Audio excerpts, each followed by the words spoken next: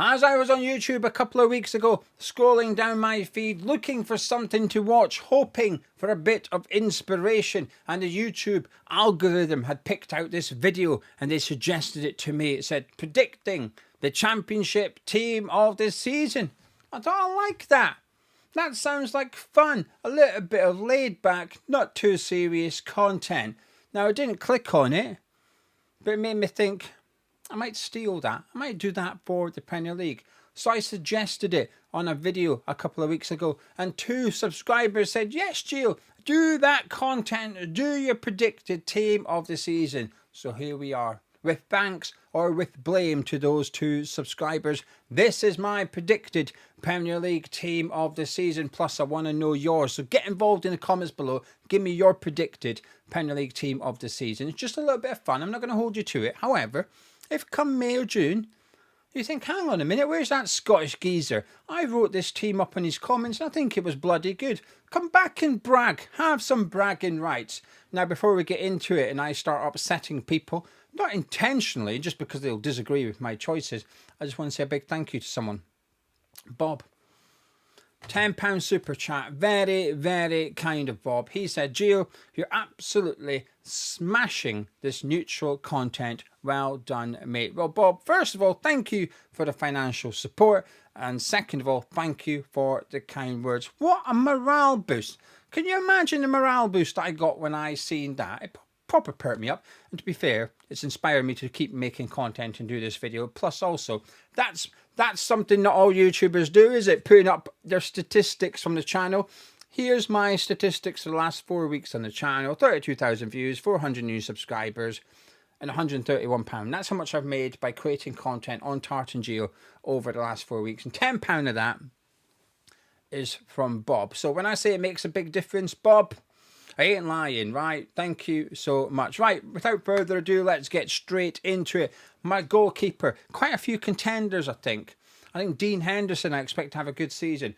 Nick Pope is possibly being one of the best goalkeepers in the league so far this season. Jordan Pickford is always in these conversations. He certainly should be. Seen a bit of clickbait over the weekend, last week, whenever it was.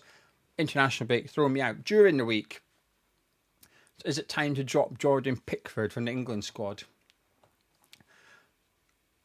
Just delete. Your clickbait is that bad. No one's clicking on it because everyone can see it's clickbait. Elite goalkeeper. Donnarumma likely to be involved in this. 2 big saves already. Alisson, if he stays fit for the majority of the season, I think is the best goalkeeper up until the arrival of Donnarumma. I'm prepared to change my mind, but for now I'm an Alisson fanboy. But the one I'm going to go for is Roofs of Sunderland. Now, just hear me out, okay? I'm not trying to be edgy. I'm not doing this to be edgy or anything like that. It's my honest opinion. And the reason being, in a lot of these predictions that we all do, is based off of your other predictions. So my team of the season is naturally going to be inspired by my predictions for what I think will happen. So I think Arsenal may win the Premier League title. So therefore, I'm going to have Arsenal players, right? I think Sunderland will stay up. And in doing so, you're going to look at their team and go, well, who's the biggest reason? You look at players like Xhaka. So far this season, this keeper has been outstanding. Roofs has been the difference between 3 points and 1 point in numerous games already. And also when Sunderland get beat, I think he's the difference between them getting beat by 1 or 2 goals. Well, both games they've got beat, they've been beaten by, they've conceded 2 goals. The difference between that and losing 3 or 4-0 is quite significant. I've been blown away by how good this goalkeeper is so far. So am I including him because there's an element of the surprise factor? But I'll tell you this, when you're in goal for Sunderland compared to being in goal for Arsenal, David Raya is a fine goalkeeper and makes top saves. He might make 1 or 2 per game. At the moment, Roofs is making 2, 3, 4 top saves in a game. He is a difference maker, and that's why I think he may be in the Premier League team of the season, because I think Sunderland will stay up. And I think he's going to have a big hand. Yes, goalkeeper pun intended. Thank you very much. Moving into the back 4. A little bit of a clue there with Arsenal expected to win the title thus far. I'm going to go Timber at right back. Now, I'm a big fan of Timber. Little competition for this place as well I might add. Trippier's doing all right at Newcastle so far. Munoz is doing really good at Crystal Palace. But there's not loads of right-backs jumping out, is there? You look at Man City, Nunes. You look at Liverpool, well, it's not going to be Bradley, and I'm not putting Szoboszlai there. Chelsea, Reece James is doing all right, but you would expect him to get injured at some point. So I think Timber's almost got a little bit of an easy ride to get into here. I think the biggest competition might actually come at Spurs if Porto can put in good performances and remain consistent. So I'm going to go with Timber. I think he's an excellent defender, but I think going forward he's really good, and tactically playing the way that Arteta wants them to play, I think he's quite pivotal to that as well. Plus, I expect him to get quite a lot of rest midweek, certainly in the group stage of the Champions League when Ben White will be playing there. So I think we'll see big, impressive performances from Timber consistently throughout the season as well. Now, moving into centre-back. Gabriel's one of them for obvious reasons. I think he's the best centre-back in the league. Shall we go on? Do I need to go on? I think he was excellent last season. He started the season quite strongly. I think Arsenal have the best defence this season. He'll be a big part of it. It's the one next to him that made me think, Because Van Dijk ain't doing it, is he? He's looking a little bit iffy at the minute. You look at Everton, usually strong defensively, but Michael Keane's the better of the centre-back at the moment, in my opinion. That Bournemouth and SI is playing really well. Crystal Palace, I think they've got 3 good centre-backs. I think Mark Gay's been the better of the pick at the moment. I'm going to put in a newbie. Well, we've already got one, haven't we? The Sunderland goalkeeper. I'm going to put in Malik Chow of Newcastle. I've been impressed. Newcastle at times have been really solid defensively under Eddie Howe, and it feels like they've got that back now. Now, I'm still not convinced by when they go to the back 3. It feels a little bit like they're trying to shoehorn the Dan Burn, Botman and Chow in there rather than just dropping one of them. But he's impressed me a lot.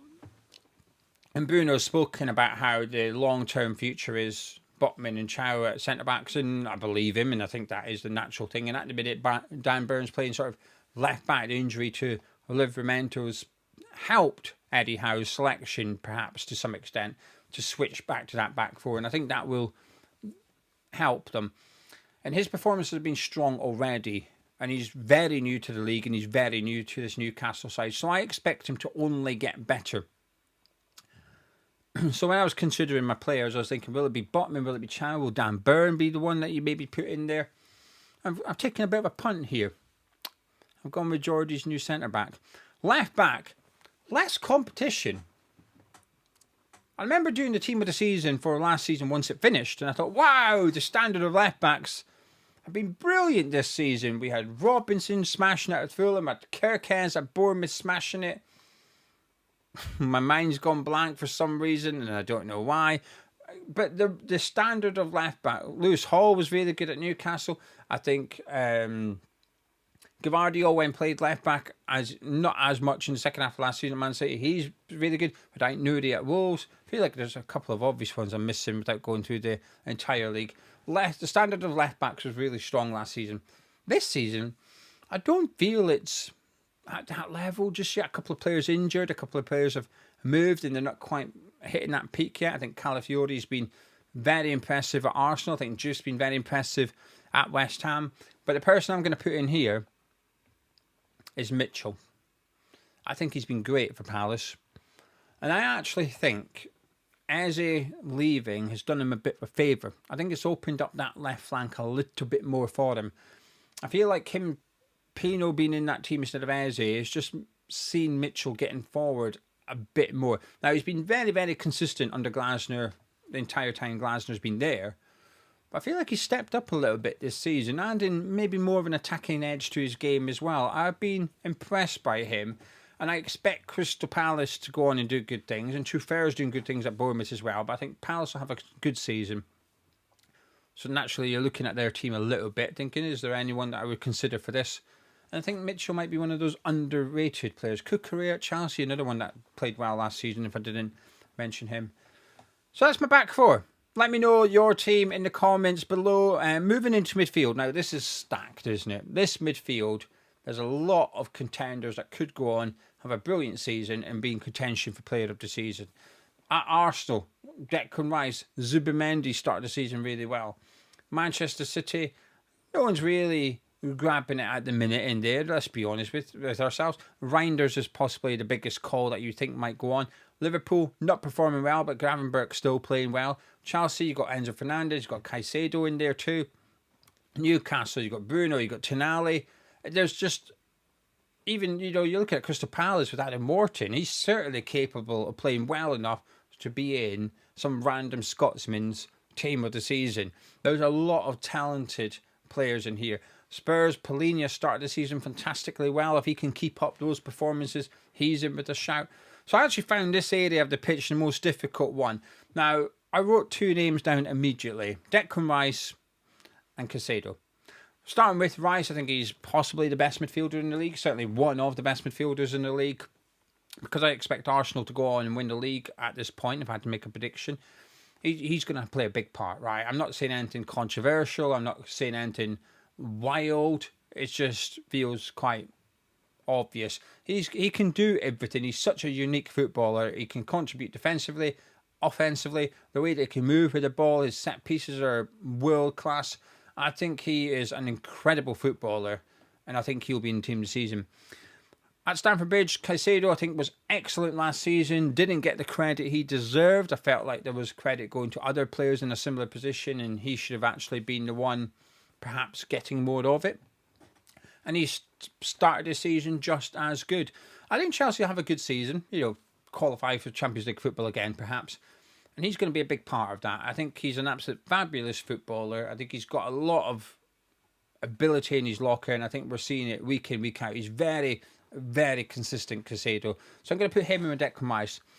Now, the third one is tricky, because at the minute, I think I'd go, well, Gravenberch started the season quite strong. I think he's one of the best midfielders in the league as well, despite what's going on at Liverpool. Reinders, maybe the last couple of weeks haven't been as good, but certainly started the season very well, no doubt about that. Adam Wharton's just got an incredible amount of ability and class, as does Elliot Anderson, but I feel like Nottingham Forest aren't going to struggle, and it's not to say that you shouldn't then include him. West Ham, Scott Parker and all that. Not quite sure about it. So I'm going to put Tonali of Newcastle in. However, hear me out. If a Tottenham fan came along and argued with me about Polina, I'd be willing to concede Tonali for Polina. It's the weakest of my 3 shouts here. So why am I going for him? There's a little bit of bias. I'm just a big fan of him. I think he's a very elegant footballer. And when I watch Newcastle play, I'm always impressed watching him play football. He's just the type of midfielder I really like. I think Newcastle will have a good season. I think he'll be a big, big part of it. I'm a big Tonali fan. So that's why I'm popping him in there. A little bit of bias maybe. But like I said, I'm willing to change that one if needs be. Moving up front, let's put the obvious one in there, Erling Haaland. No one's going to come close to Haaland, are they? There isn't anyone. There's no striker's going to come close to Haaland. All he has to do is stay fit. Sorted. Over on the left, Semenyo started the season in incredible form. And sometimes you look at players, Murphy racking up the assists for Newcastle last season. Chris Wood scoring the goals for Nottingham Forest last season.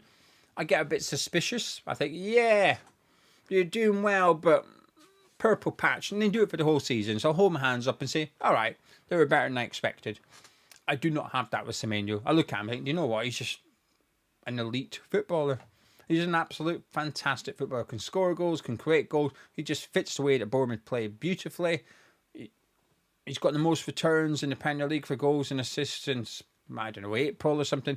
Some random statistic came up on Friday night anyway. He was at the top of the charts, right? Very impressive footballer. Don't see why he wouldn't continue. Maybe not in this form for the entire duration of the season. It might come in peaks and troughs, but he'll be there and thereabouts on both charts at the end of the season. Can he get 10 goals and 7 assists? Absolutely. And that's possibly going to be enough for this type of thing. Moving over to the other side of the pitch, I'm going to go with Saka. Almost like my hardest one to justify, despite him being an incredible footballer, because he's not done anything yet. But again, I go back to the start, expectations, predictions. And if Arsenal are going to win the league, he's possibly going to turn up. Because I think he's a top player. I'm a big Saka fan. I am. And I expect him to go on and have a big season. It's been a quiet one thus far because of his injury. But now he's up and running. Good goal for England. I expect for the rest of the season we'll see him winning games for Arsenal and having a really big say on how this season goes. And they're going to need him to. If Arsenal are going to win the title, they're going to need him to. You know, this position, if you like, has been dominated by Salah in recent seasons, but he's been pretty terrible at the start of this season, let's be honest with ourselves. So that's why I've gone with it. So just to recap, Roofs in goal, Sunderland, back four of Timber, Chow, Gabriel and Mitchell. Midfield, Caicedo, Rice, Tonali. And then we've got Saka, Semedo and Haaland up front. But I want to know give me your predicted Premier League team of the season in the comments below. It's nothing too serious. I'm not trying to wind anyone up if you're thinking, oh, you should have had this guy. I'm willing to change my mind. Let's have a chat about it. Get involved in the comments. But if you're new to the channel, please do subscribe. If you've enjoyed this random, fun, laid-back bit of content, please do drop a like on it by clicking the thumbs up button. And I'll catch you in a bit.